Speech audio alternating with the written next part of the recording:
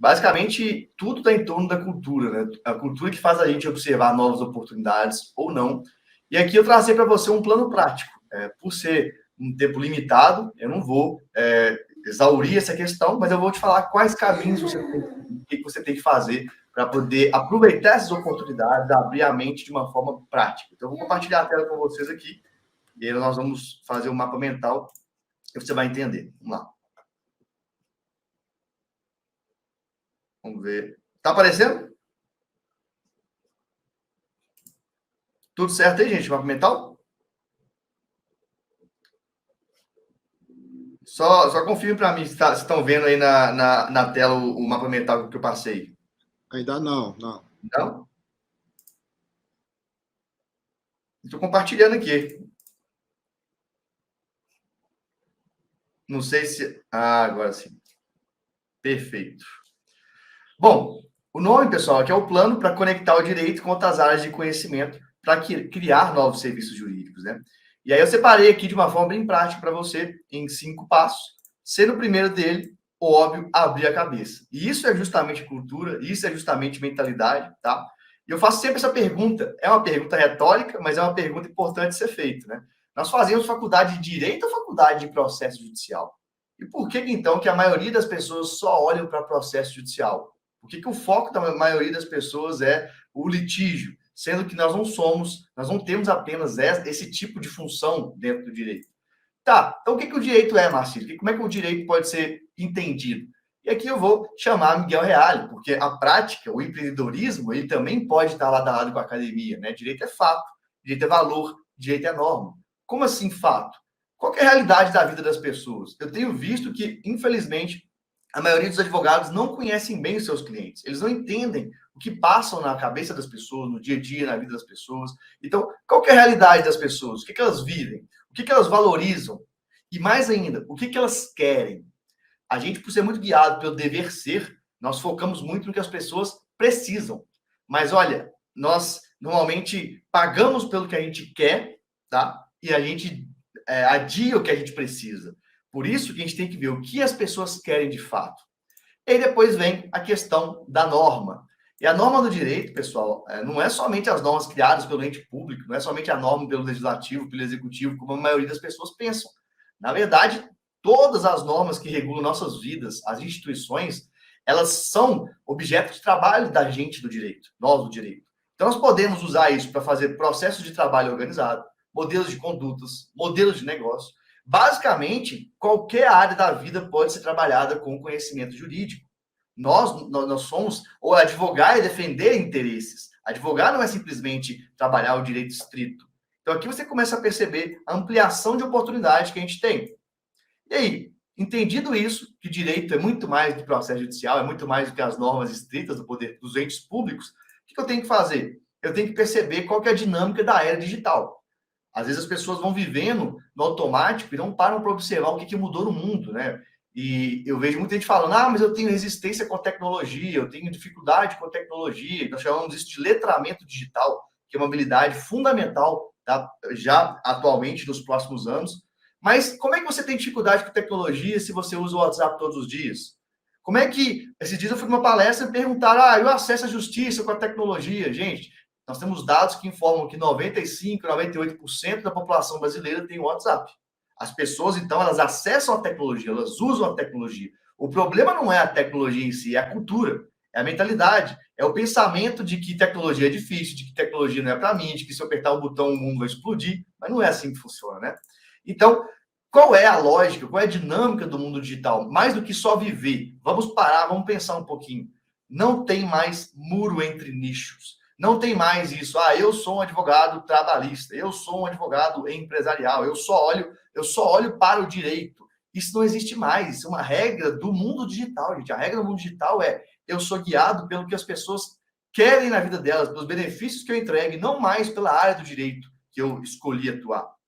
E essas novas tarefas ou funções ou profissões jurídicas, todas elas são criadas baseadas nessa visão de que eu não tenho que focar somente no direito estrito. Eu preciso conectar o direito com outras áreas de conhecimento. E isso passa a ser algo fundamental para a competição, passa a ser algo fundamental para o próprio cliente me enxergar como alguém diferente em relação a um outro cliente. Porque se eu sou igual, esses dias eu estava fazendo uma pesquisa, vendo as páginas das pessoas, a comunicação, todo mundo comunica igual. Todo mundo fala das mesmas coisas, da mesma forma. Isso, neurologicamente falando, neurocientificamente falando, é ruim. Não gera dopamina no nosso cérebro. Se eu não tenho dopamina, eu não quero te contratar, eu não quero sair da minha zona de conforto, eu não quero resolver meu problema. Então, a comunicação de valor é justamente perceber o que os outros fazem, o que eu posso fazer, como eu posso fazer diferente. E aí, entregar e pensar em novos benefícios, em benefícios variados. Então, gerar valor parece uma coisa intangível, é muito mais tangível se você trocar essa palavra para entregar benefícios, algo mais palpável, né? E eu quero que você entenda, que você olhe. Beleza, Marcelo, eu entendi, mas como assim? Gente, o direito mais clássica, você pensar as funções mais clássicas do direito é organizar, alinhar e segurança. Então, o contrato, por exemplo, é um alinhamento de expectativas entre as partes, é uma organização do que a gente conversou. Tudo isso, organização, alinhamento e segurança, pode ser feito fora do processo judicial, quando você organiza um processo de trabalho, quando você organiza um manual de condutas, quando você ajuda um cliente a ter uma rotina melhor e mais saudável, tá? Ah, mas Marcílio, o direito tem a ver com rotina, tem a ver com exercício físico, tem a ver com qualquer coisa. É isso que eu quero que vocês percebam e que vocês, muitas vezes, vocês que falam, os juristas em geral, não estão observando isso. Em que áreas de conhecimento eu posso fazer isso? Você pode fazer em recursos humanos, mas documento vira o quê? Cultura. Vira produtividade, por exemplo. Então, você vai aumentar a produtividade, ó. Produtividade. Marketing pode ser trabalhado junto com vendas, junto com comunicação, e isso pode virar também um documento que vai organizar como aquela empresa, ou até mesmo o cliente usa essas habilidades na vida dela. Um passo a passo. A própria tecnologia, a tecnologia junto com o direito. Então, são só exemplos de que toda a área de conhecimento ela pode se integrar ao direito e virar um novo produto. E aqui tem vários exemplos de novas profissões jurídicas que eu não vou falar uma a uma para vocês, porque senão a gente ficaria aqui muito tempo. Mas eu vou te informar como que você vai ter acesso a isso. Então, aqui, ó, várias profissões relacionadas ao empreendedorismo, à privacidade, a questão de arquiteto de soluções jurídicas, que é tecnologia, engenheiro jurídico, que é tecnologia. Então, tem várias funções, profissões jurídicas que você pode fazer, você pode acrescentar no seu dia a dia, tá? Então, veja só, aqui são 36. Como é que você pode acessar e se aprofundar sobre isso? Eu tenho um e-book gratuito, tá? Chama Novas Oportunidades no Direito. E aí você pode mandar uma mensagem para mim lá no Instagram, no direct, advogado de startups, que eu te mando esse e-book. Você lendo com calma, aprofundando nisso, porque se eu falar para você aqui, vai parecer um pouco genérico e talvez você não entenda. O que eu quero aqui é que você perceba aqui, ó, rapidamente, 36 novas profissões, funções jurídicas. 36. Várias delas eu já fiz, uma junto com a outra, tá? Em algum momento trabalhei com ela, outro momento não, mas eu quero que você entenda que é uma oportunidade real, prática, para você não pensar somente nas mesmas formas de trabalho como a gente vem pensando. Tá. Beleza, Marcílio, entendi que eu tenho que abrir a cabeça, entendi que o direito é mais amplo, entendi que não tem mais esse negócio de nicho, é multidisciplinar mesmo, é conexão entre áreas mesmo, então eu tenho que mudar o meu foco do que de fato é a entrega do direito, entendi. Qual é o próximo passo? Como é que você, então, entrega benefício para qualquer pessoa? Como é que você cria entrega de benefício? E eu quero que você faça esse trabalho quando você sair daqui, tá? Pare um pouco e pense, que benefícios eu entrego? Como entrego benefícios? Porque a maioria das pessoas, por exemplo, do direito, acham que um cliente quer um processo judicial. Nenhum cliente quer um processo judicial. Já pode pensar nisso? Não, Marcílio, não. Um cliente quer um benefício do processo judicial. Por exemplo, no divórcio, tá? De repente, um divórcio, a pessoa quer ter o direito de ter uma nova vida. De repente, um divórcio, a pessoa quer ter uma questão financeira que ela não teve. Ela quer se sentir valorizada. Então, sempre tem algo por trás do serviço jurídico. E se você foca no serviço jurídico, você não foca no cliente. Então, foque no cliente. Como é que eu faço isso? Como é que eu gero esse benefício? Vamos lá. Primeiro, você precisa sair daqui depois e anotar. Você tem que saber. Para quem que eu entrego esse benefício? Quem é essa pessoa? Quais são as características? Quais são as dores? Quais são os sonhos? Quais benefícios que eu entrego? Eu entrego o que a pessoa quer? Eu, de fato, sei o que ela quer? Eu entendo? E olha, eu te falo, te garanto, tá? A maioria das pessoas não sabe. Depois de tanto tempo fazendo isso, conversando com advogados, dando aula, mentoria, etc., a maioria não sabe. E por onde que eu entrego esse benefício? São os famosos canais de venda ou de prospecção. Ah, entrega o benefício, vai ser pelo Instagram, vai ser pelo meu site, vai ser no presencial, onde que vai ser?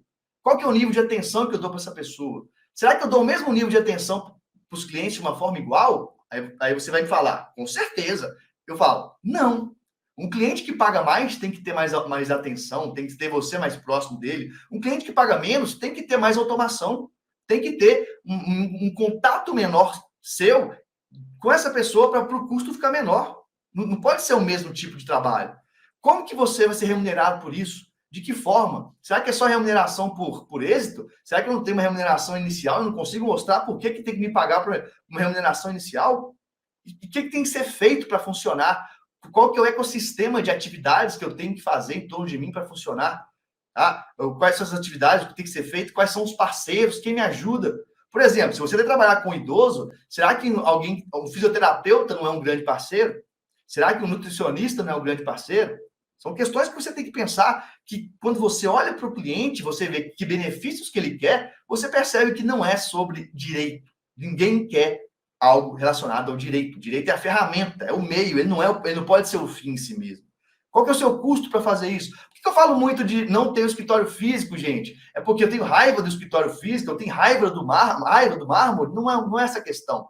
A questão é que se você colocar no papel o custo que você tem de operação, de equipamento, de aluguel, de um escritório físico, tá? Se você pega esse mesmo custo e investe isso no mundo digital, você vai ter muito mais fluxo de clientes, você vai ter uma remuneração potencial muito maior e você vai ficar mais conhecido. Isso que é o escalável. Mais pessoas te conhecem, mais pessoas vão até você, mais pessoas te contratam uma vez, e aí, te contratam 2, 3, 4, a mesma pessoa. Ela pode te contratar mais vezes se o seu trabalho for bem feito. Então, o que eu posso fazer, de fato? Eu tenho que estudar as pessoas com profundidade. Você tem que estudar o seu cliente, tá? Como? Conversa, entrevista, formulário, observação. Quem aqui já fez um encontro para estudar o cliente? Quem aqui já ficou um dia com um cliente que acha que é um cliente básico, um cliente de referência, ficou o dia inteiro com esse cliente, somente observando como a pessoa vive, o que a pessoa come, o que ela pensa? Duvido que vocês tenham feito isso. E por isso que a maioria tem dificuldade, porque é aí que está o ouro, entendeu? Que as pessoas, de fato, querem, precisam. E quando eu falo de necessidades, eu vou até colocar aqui, ó. Como é que eu vou saber que necessidade o cliente tem? A partir das tarefas, tá? Então, tarefas que querem realizar. E, vamos lá. Querem. Opa, tarefas que querem realizar. Mas que tarefa? Só sei pensar na tarefa jurídica. Não, tarefa jurídica a gente chama de funcional, né? Na verdade, você tem que pensar em tarefas funcionais. Então, algo que a pessoa precisa realizar na vida dela, não só jurídica. Então, jurídica, tarefas funcionais, não jurídicas. Mas só esse tipo de tarefa que existe? Não, existem tarefas emocionais. Como assim, Marcílio? Eu não sou psicólogo, eu não estou entendendo. Tarefas emocionais é como a pessoa quer se sentir com ela mesma. Ela quer sentir medo? Ela quer sentir segurança? Não. Então, a tarefa sua é dar para ela segurança. Existem várias técnicas. Você pode fazer vídeo, você pode criar um documento, você pode dar dicas, você pode... Enfim, é tanta coisa que eu não vou falar para você tudo aqui sobre isso. Quais tarefas também que você pode ajudar o seu cliente? Tarefas sociais. Nós vivemos em sociedade. As pessoas, elas querem ser valorizadas pelo outro. Muitas das vezes, por exemplo, voltando à questão, vamos falar de questão de alimentos, muitas das vezes, uma mãe vai buscar uma pensão para o filho, não é nem porque ela quer ou ela precisa, tá? Nem sem entrar no mérito, não, mas é porque as pessoas ficam do lado lá. Ah, você não vai fazer isso, não? Ele tá fazendo você de bobo? Ah, você é bobo? Ah, ou seja, existe uma pressão social em torno da pessoa e a pessoa tem que falar, realmente, eu quero ser valorizado. Um empreendedor, ele quer o negócio dele seja valorizado. Então, muitas das vezes, ele não vai fazer uma implementação de LGPD porque a lei manda. Ele não está nem aí para essa lei. A maioria não está, gente. Nós estamos falando de micro e pequenas empresas, 95% das empresas. A maioria não tem essa consciência. Mas, se for falar que ele vai ser mais valorizado enquanto empreendedor, que as pessoas vão gostar mais da empresa dele, muitos preferem fechar por conta disso. Então, eu quero que você entenda essa dinâmica, entendendo esse cliente. O passo 4. depois que você fez tudo isso, depois que você observou essa realidade, você viu os benefícios, você tem que validar, você tem que perguntar, você tem que avaliar o seu próprio serviço. Você avalia o seu próprio serviço? Você, não você próprio, né? Você coloca um método de avaliação para os clientes te avaliar, para os clientes poder indicar, eu gostei mais disso, não gostei daquilo, eu achei que a atenção não foi boa, eu achei que eu não entendi direito o que foi dito. Se você não se avalia, como é que você vai melhorar? Se você não deixa as pessoas te avaliarem, como é que você vai melhorar? O problema é que no direito, gente, infelizmente, o profissional jurídico ele é muito inseguro. Por que? Como assim ele é inseguro, Marcílio? Porque você já viu um colega arrogante? Aquela pessoa arrogante, ela é insegura. Nunca esqueça disso. Quem é arrogante é inseguro. E o que mais tem no direito são pessoas inseguras. Você acha que uma pessoa insegura, ela vai se colocar à prova? Ela vai deixar ser avaliada por uma outra pessoa? Ela não quer ser avaliada. Ela não quer ver que ela tem falhas e pontos de melhoria. Todos nós temos falhas e pontos de melhoria. Nessa palestra mesmo aqui, provavelmente tem vários pontos de melhoria. Mas a questão é, se você se submete para avaliação, você evolui, você se torna melhor. Então, isso é uma questão cultural, como disse a Isis logo no início sobre cultura. Se você tem medo de se expor, se você tem medo de melhorar, você nunca vai melhorar. Então, para aproveitar as novas profissões jurídicas, as novas oportunidades, você tem que sair da caixa, abrir a cabeça, ver que o direito não é mais aquele direito de 30 anos atrás, que as pessoas acham que ainda é, 95% dos advogados ainda acham que é. Tá? Então, é necessária uma mudança dessa realidade para você conseguir, de fato, se destacar nesse mercado que é concorrente, muito concorrido, e vai ficar cada vez mais. E para você não ficar aqui só na inspiração, tá? O que eu fiz para você? Vai aprender isso na prática, tá? Gratuitamente. Eu criei um desafio, que são 18 tarefas práticas para você fazer tudo isso que eu estou te falando na prática mesmo. Então, não adianta você só assistir o que eu estou falando lá, os vídeos de instrução, você tem que pôr a mão na massa. Tem muita gente com muita obesidade intelectual, muita gente que estuda, tá? Mas raquítico de implementação. Você tem que entender, independente do nível que você esteja, se você é evoluído, se não é, se ganha muito, se não ganha, a gente tem que seguir crescendo em níveis, tá? Então, a gente não vai chegar no nível melhor de todos que você deseja sem passar pelos níveis anteriores. Você tem que fazer na prática, você tem que melhorar na prática, você tem que testar na prática, tá? Então, como é que eu vou te ajudar com isso? No meu perfil, Advogado de Startups, lá no Instagram, lá no direct, no inbox, tá? Manda mensagem, bem remunerado. E aí, essa é a senha, essa senha já tem lá toda uma automação preparada para te mandar esse desafio e você fazer isso aqui na prática que eu estou te falando. Então, aqui eu fiz uma inspiração, se for para falar no marketing, o que nós chamamos de um conteúdo de topo de funil, é um conteúdo que não vai te ensinar tudo que você precisa, mas vai chamar a atenção para você observar uma nova realidade. Depois eu estou te chamando para um outro conteúdo mais aprofundado, mais prático, para você, de fato, aplicar isso na sua advocacia, no seu... Não só, Marcia, só para advogado? Não. Para bacharel, para qualquer pessoa da área do direito que queira executar isso, tá? E ter uma boa carreira. Porque, no fim das contas, a gente quer ser valorizado, a gente quer ganhar bem, a gente quer que as pessoas em nossa volta vejam que a gente faz um bom trabalho. E isso precisa ser feito na prática. Eu já estou em meio a tantos negócios, pessoal. Eu conheço pessoas, inclusive, que trabalharam comigo, que são bacharéis em direito, ganham mais do que o ministro do STF, do STJ. Nem a OAB tem. Por quê? Porque aprenderam como empreender no direito, aprenderam como olhar para os benefícios que as pessoas querem e entregar isso para elas. Então, esse é meu convite para vocês aqui, nessas novas oportunidades, tá? Vamos focar nos benefícios, vamos empreender e vamos ver o direito, digamos assim, sem barreiras, né?